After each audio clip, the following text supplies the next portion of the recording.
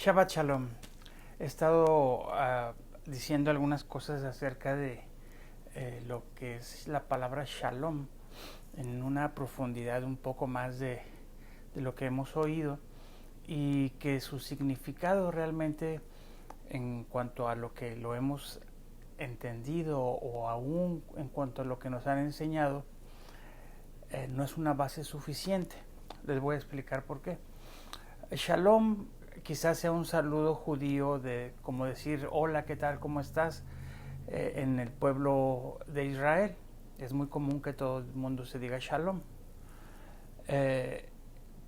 Muchos, incluso la Biblia lo interpreta como paz. El Salmo 122 dice: orad por la paz de Jerusalén, sean prosperados los que le aman.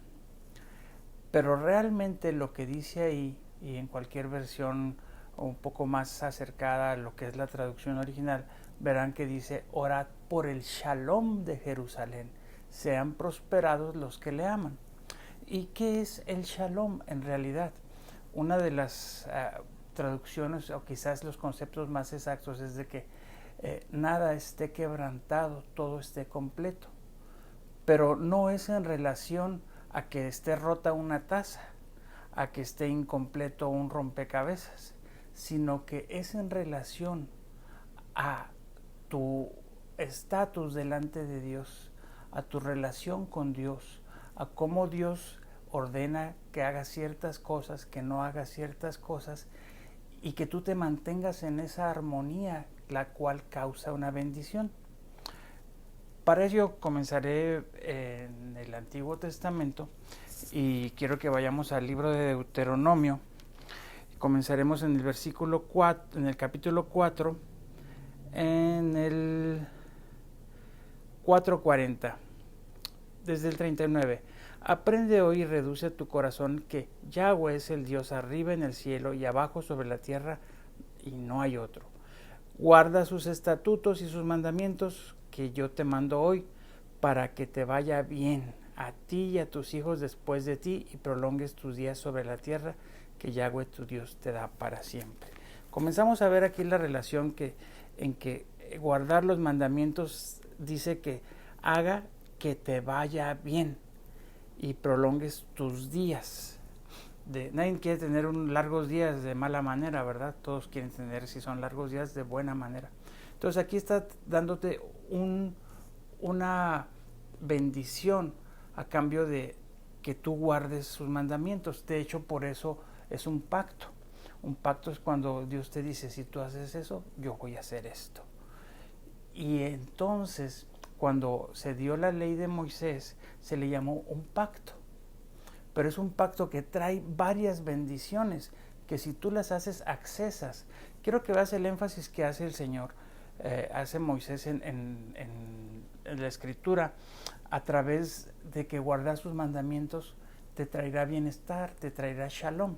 Escucha esto. Ahí mismito, en el 5, capítulo 5, pasamos un poquito más adelante, dice en el versículo 29, ¿quién diera que tuviesen tal corazón, que temiesen y guardasen todos los días todos mis mandamientos, para que a ellos y a sus hijos les fuese bien para siempre? Wow, para siempre. Y vayamos al último. No obstante, esta redundancia, cuando Dios te dice una vez, te dice otra vez y te dice 3 veces, es porque es algo súper importante. Versículo 33, andad en todo camino que Yahweh vuestro Dios os ha mandado, para que viváis y os vaya bien, y tengáis largos días en la tierra que habéis de poseer. Entonces vemos cómo esa relación de guardar mandamientos, de obedecer lo que Dios dice que hagas y lo que no hagas, te trae un bien. Pero quiero que veas cómo era el trato en el Antiguo Testamento y cómo lo es ahora, cosa en la cual muchos se equivocan. En Deuteronomio 6:4 dice que oye Israel, el principal mandamiento: Yahweh nuestro Dios, Yahweh uno es, y amarás al Señor Yahweh con todo tu corazón, con toda tu alma y con todo tu poder. Y estas palabras yo te mando hoy estarán sobre tu corazón. ¿Usted sabe lo que significa sobre? O sea, no es adentro, ¿verdad? Es sobre. Significa que esas palabras, los mandamientos de Dios, estuvieron delante del pueblo de Israel con la opción de guardarlos y no guardarlos. E Israel, sus mismos gobernantes, sus mismos sacerdotes, lo hacían por un tiempo y luego se apartaban. Y se apartaban y les iba mal, caían en desgracia, caían en guerras, caían en enfermedades, caían hasta en destierros, eran despatriados de su propia tierra. Entonces, quiero que observes esa relación. Entonces, cuando el salmista David, el profeta David, dice: orad por la paz, por el shalom de Jerusalén, sean prosperados los que le aman. Está diciendo que Jerusalén es un ejemplo a las naciones. Cuando Jerusalén está bien delante de Dios, todo el mundo está viviendo una bendición como un reflejo de lo que está viviendo Jerusalén e Israel. Cuando Jerusalén e Israel están mal, al pueblo, el mundo entero le va mal. Entonces, Israel ahorita, nosotros, muchos piensan: oh, Señor, que por favor no haya guerra en Israel.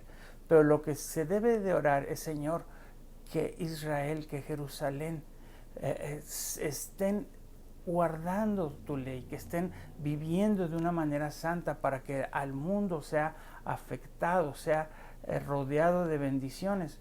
Entonces, vemos ahorita y muchas ocasiones, pero hoy mismo vemos que en Jerusalén no solo hay una religión que alaba a Yahweh, hay muchas religiones.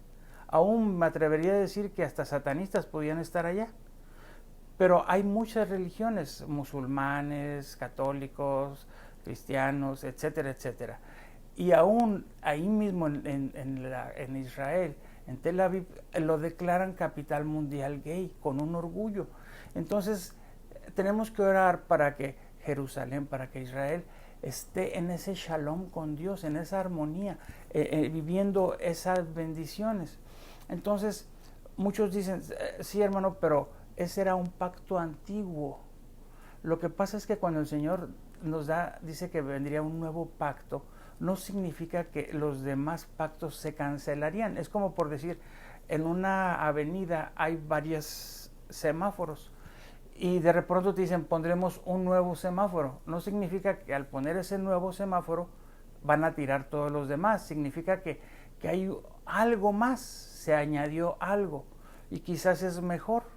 Entonces, cuando el nuevo pacto de nuestro Señor, cuando el Señor Jesús muere por nosotros, perdona nuestros pecados, nosotros, los que quizás no éramos judíos por sangre, por herencia, tenemos acceso a las bendiciones. Quiero que, para explicarte esto, vayamos a ver Hebreos 10:16, porque esto es muy importante para que quede... vamos a ver Efesios 2:12. Dice: por tanto, que en aquel tiempo estabas sin Cristo, alejados de la República de Israel y extranjeros a los pactos de la promesa, sin esperanza y sin Dios en el mundo. Dice los pactos de promesas. O sea que cada pacto que el Señor ha hecho con el pueblo, comenzando ¿te acuerdas cuando con Abraham le dijo: si tú te circuncidas, tus descendientes van a gobernar sobre el mundo? Y cada una de las cosas que el Señor te dice como un pacto tienen una bendición. Y al contrario, si tú no te mueves en ese aspecto, en esa atmósfera que es el shalom de Dios, que es estar bajo el reino de Dios, te traerá maldición, te traerá enfermedad, muerte, te va a ir mal. Entonces, por eso dice los mandamientos al principio: para que te vaya bien a ti y a tus hijos, y para que te vaya bien, y para que te vaya bien. Eso significa que seas prosperado, y aún añade larga vida. Entonces, te quería también leer el libro de Hebreos, capítulo 10, versículo 2, donde dice de esta manera, permíteme encontrarlo. Hebreos 10:16, perdón. Hebreos 10, verso 16. Y este es el pacto que haré con ellos después de aquellos días, dice el Señor. Daré mis leyes en sus corazones y en sus almas las escribiré. Esos días son estos días donde el Señor Jesús ya vino, murió, resucitó y nos ha dado de ese Espíritu Santo que nos hace una nueva criatura. Y esa nueva criatura tiene la capacidad de que esos mandamientos que antes estaban sobre el corazón, ahora estén dentro del corazón y en nuestra mente. Ahora casi los intuyes. Entonces, lejos de decir, vamos a desechar todas esas bendiciones que Dios nos ha dado en acceso, te abre los ojos para que tú veas que cada una de las promesas que el Señor dijo son vigentes, son cosas que vas a poder gozar de ellas aún en estos días. Y vimos que a través de Cristo somos ahora accesados a esos pactos de promesas. Entonces, lejos de que la ley haya sido, vamos a decir, cancelada o inservible, no, señores, lo que ha pasado es algo mejor. Ahora la salvación la encontramos a través de la sangre de nuestro Señor Jesucristo, Yeshua HaMashiach, y tenemos acceso al Espíritu que nos da una habilidad más grande de poder vivir en santidad, en armonía, en el shalom de Dios que te trae prosperidad.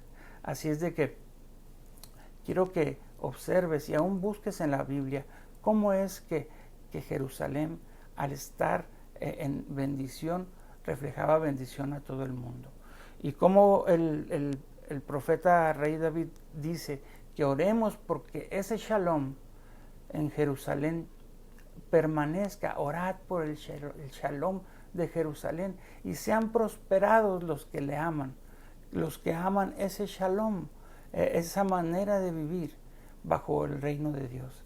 Entonces, lejos de que es solamente paz, el saludo shalom, no, es una bendición de vivir en armonía, guardando sus mandamientos y cercándonos de protección y llenándonos de bendición.